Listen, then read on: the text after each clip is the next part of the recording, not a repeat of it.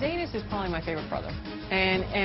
So the great thing about doing that story is that, for me, the Brotherhood books come out, they're finished and they come out, but everyone keeps living. So everything keeps changing in the world and where they're going, and sort of like, you know, they're in a committed relationship, that's the only person they're going to be with.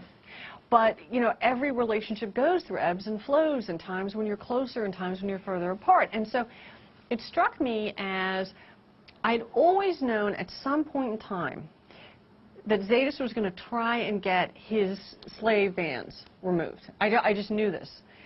And I thought, what is, you know, someone who's hardwired as he is, what's going to happen when they have a baby girl?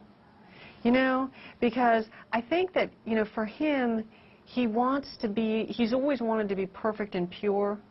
You know, that's such a part of him, and I think that comes back to the abuse that he suffered. So here's this perfect, innocent child, and who was brought into the world under, you know, it wasn't clear whether she or Bella were going to survive.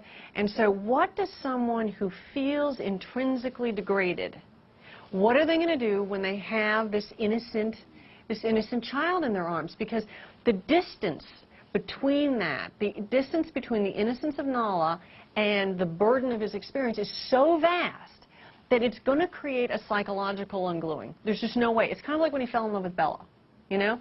And there was one thing in Lover Awakened that I wish I had been able to go more into, which was, how did Bella, once she was rescued and goes and re-enters the world after having been 5 or 6 weeks under Mr. O and the Lessers, how do you come back into real life like that?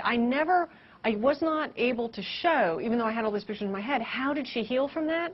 So the great thing about the novella is that you see, you know, Zetas and Bella struggling to be a couple and be a parent. Zetas working out his feelings for what Nala brings up to him, and then also Bella kind of, it's a way of showing the reader, okay, this is what happened to her, this is how she processed the experience, you know?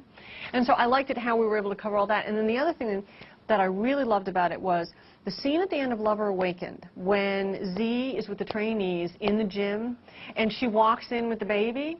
I love the fact that what I was able to do was show that exact scene through Bella's eyes. And I thought that was just sort of a wonderful way to kind of plug it in.